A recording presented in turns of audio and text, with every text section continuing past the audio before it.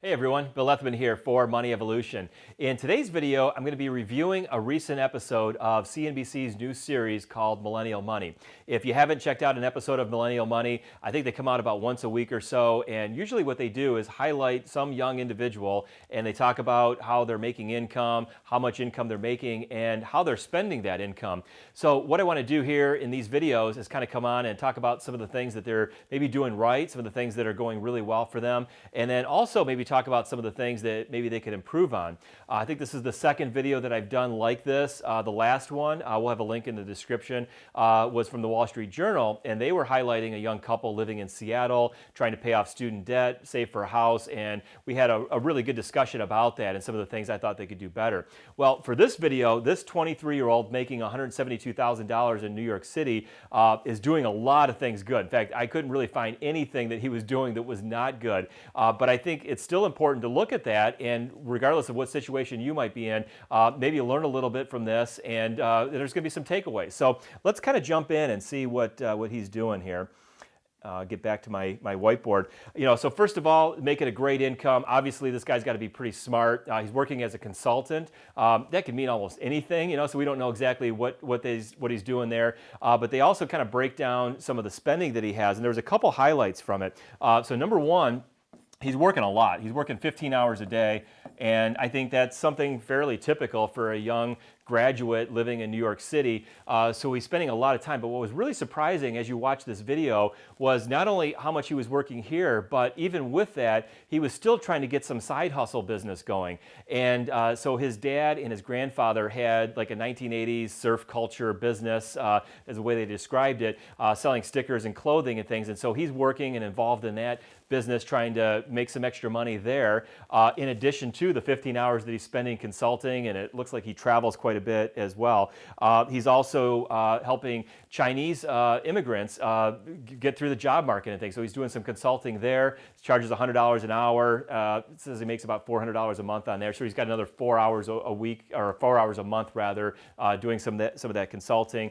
And then he's also doing some charitable work. He started a website basically where people that are at the lower income levels can send their resumes in. I think it's freeresumes.org, and they can get their resumes reviewed. And so he's really doing a lot of things. He's not just working those 15 hours, coming home and sleeping on the couch and not doing anything. So he's really trying to get that side hustle. That's something, especially as you're young, doing that. Now let's talk about some of the financial things that he's done. He had some student loans. Said he owned about $12,000 in total student loan debt, and he paid that off within about 5 months after graduation. Now, obviously, he probably had a really great income to start with, and $12,000 may be less than what you're starting with in your student loans. But one of the things he did say in the video was that he did make some sacrifices. When friends wanted to go out, he invited them over to his apartment instead to try to save money, not only for him, but for his friends. And he said that he really made that concerted effort for those 5 months to get that paid down. And that's one thing that we really stress when people do graduate with some debt, student loans, or even credit cards, is to really make those sacrifices early on to get those debts paid down, and that's exactly what he did. He does have a little bit of debt right now. Didn't say, I don't think, how much, but he got LASIK eye surgery, and he did some 0% financing on that. That's something I'm not generally a big fan of, but again, if you're going to borrowing money at 0% is certainly better than paying a high interest rate. You just want to make sure that you're paying that off before the end of that term, because usually what happens is if you don't do that, they go back and retroactively charge you some interest rate all the way back to the beginning of when you borrowed that money. So I'm sure he's well aware of it, hopefully, and he seems like he's a pretty smart guy, and he'll get that loan paid off. And then the other thing he's doing too is he is saving a lot of money. So we talk about saving, and we said, most people should be saving at least 10% of their income. He's actually saving closer to about 20% of his total income, so he's doing a really great job there. And maybe one of the most interesting things in the video that he did was he originally was living in Manhattan and probably had a very expensive apartment. He didn't say exactly how much, but he recognized that a lot of his income was going towards that apartment, and so he moved to Williamsburg, and his total rent, from what he says in this video, is $1,575 a month. And so if you think about it, for somebody that's making $172,000 a year, $1,500 rent payment is very, very low, especially in the New York City area, because I think he's got to probably take a train into the city every day. And so when you look at that, that's actually a little less than 11% of his total gross income. So when we talk about housing, or we talk about getting an apartment, buying a house, we talk about keeping your housing expense to no more than about 25% of your income.